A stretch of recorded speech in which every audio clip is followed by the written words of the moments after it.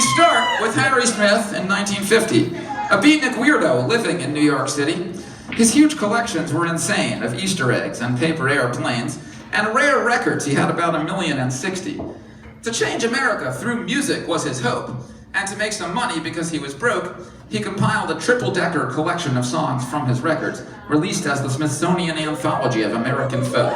On a Monday morning, just about 9 o'clock, the great ship Titanic began to reel and rock. Husbands and wives, little children lost their lives. Wasn't it sad when that great ship went down? That ship went down. Smith's plan began to work as foretold.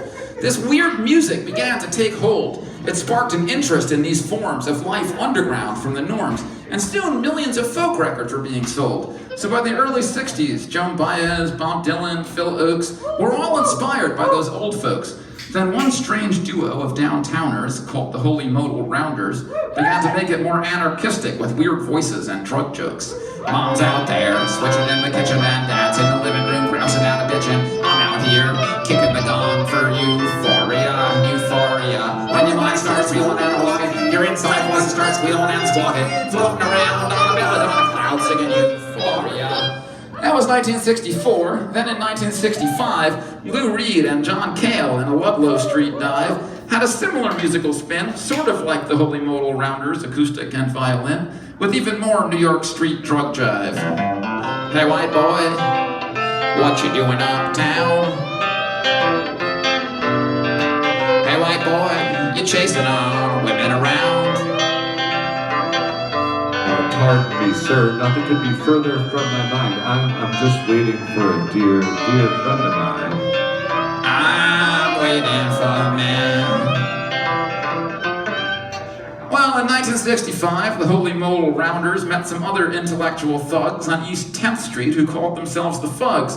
The Fugs were recorded by that same Harry Smith, playing the punkiest songs yet to exist, lo-fi noisy stuff about poetry, sex, and drugs. I don't have a bedtime, I don't need to come, for I have become an amphetamine plum.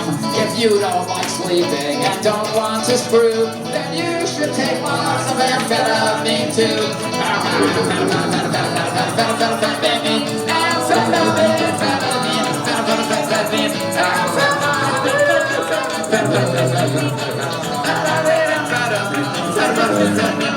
Harry Smith recorded 2 Fug sessions, including Julie Kupferberg's great song, Nothing.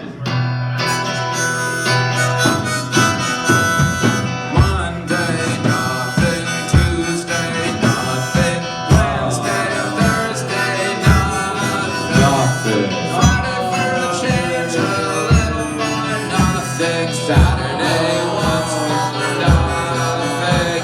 Fucking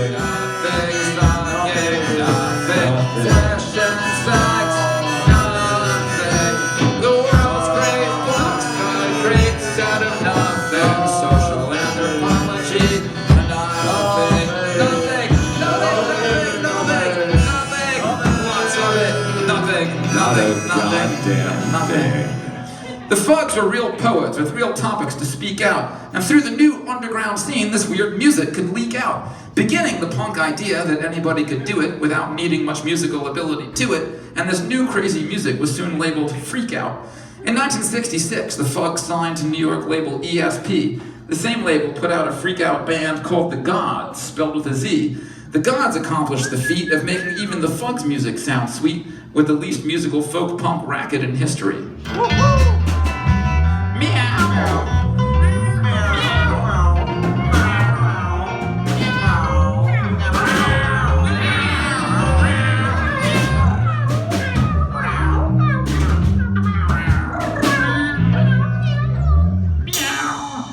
It really sounded exactly like that. Far from the West Coast hippie scene, New York's underground music was far from mainstream. It was intellectual, but noisy and hectic, and then the Velvet Underground went electric and made folk punk more beautiful and more extreme.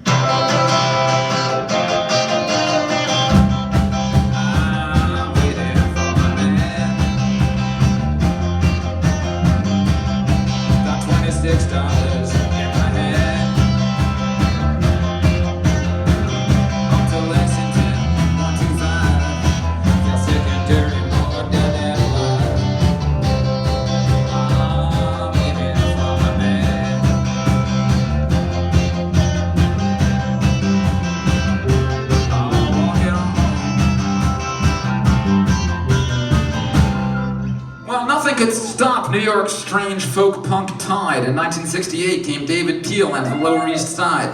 They recorded an album out in the streets, screaming and sloppy. Danny Field signed them to Elektra Records, and it sold a lot of copies, with songs like I Like Marijuana and Up Against the Wall, Motherfucker, Inside.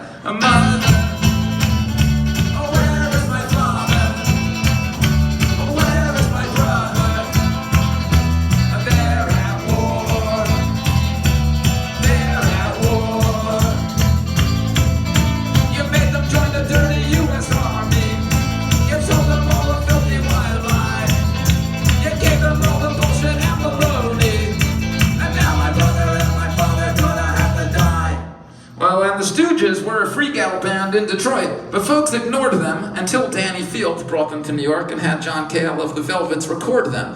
While most acid rock was turning into progressive, the Stooges instead pushed the raw and aggressive, and Iggy Pop sang about degradation and boredom.